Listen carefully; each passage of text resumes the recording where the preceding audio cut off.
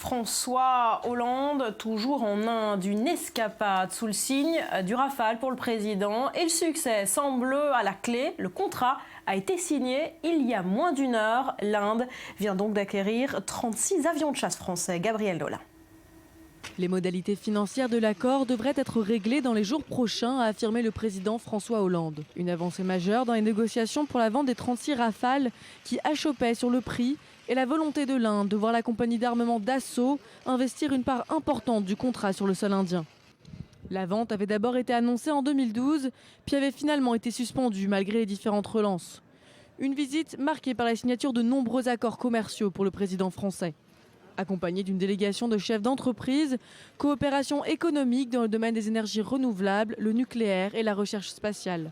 Nous voulons donc participer pleinement avec vous à l'objectif que vous avez fixé de réduire l'intensité carbone de l'Inde et de produire davantage 40% de votre énergie sous forme de renouvelables. Et là encore, le solaire sera le domaine principal. M'accompagnent aujourd'hui beaucoup d'entreprises qui travaillent dans ce secteur. Des enjeux économiques donc, mais également sécuritaires. La volonté de renforcer la coopération sur la lutte antiterroriste a été évoquée par les deux chefs d'État. Nous sommes des pays qui croient dans les valeurs humaines et nous devons donc, avec les autres pays du monde, travailler ensemble et collaborer pour combattre le terrorisme. L'Inde s'engage à lutter contre le terrorisme aux côtés de la France. Cette visite de 3 jours se conclura mardi avec la participation de François Hollande à la parade du Republic Day.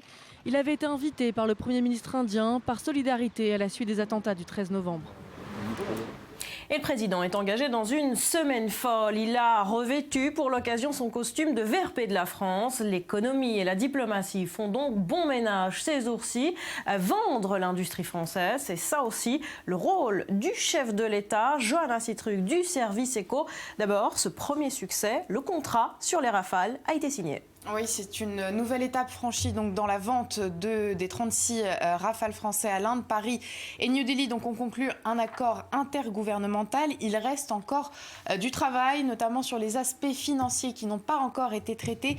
Les deux pays doivent s'entendre sur le prix, sur le montant du contrat. Il devrait se situer entre 6 et 10 milliards d'euros. Et ensuite, il faudra donc conclure un accord, cette fois commercial, avec l'entreprise Dassault, donc l'avionneur français qui construit ces Rafales. D'autres investissements au programme pour cette visite indienne? Alors François Hollande a annoncé plusieurs partenariats dans le domaine de l'énergie, du transport ou du développement durable. De façon générale, les deux pays veulent renforcer leurs liens économiques. Sur les 5 dernières années, les entreprises françaises ont investi en Inde plus d'1 milliard de dollars par an. Et bien, pour les 5 prochaines années, cette fois, l'objectif est de doubler ce chiffre, atteindre 10 milliards de dollars d'ici fin 2020. Résultat, New Delhi va pouvoir profiter de Paris pour accélérer son développement, notamment sur le plan urbain avec de nouvelles infrastructures, car d'ici 2022, la population indienne va dépasser la population chinoise. Mais la France a aussi ses intérêts. Elle va pouvoir profiter du dynamisme de l'économie indienne puisque sa croissance est la plus élevée des pays émergents, 7,5% pour 2015. Écoutez. La France a confiance dans l'économie indienne. La France pense que c'est ici que s'inventent un certain nombre de nouvelles politiques. C'est ici que se conçoivent de nouvelles innovations, avec une population jeune, de mieux en mieux formée, et qui peut à la fois participer à la prospérité ici, mais aussi à la croissance en Europe et en France, si nous savons travailler ensemble.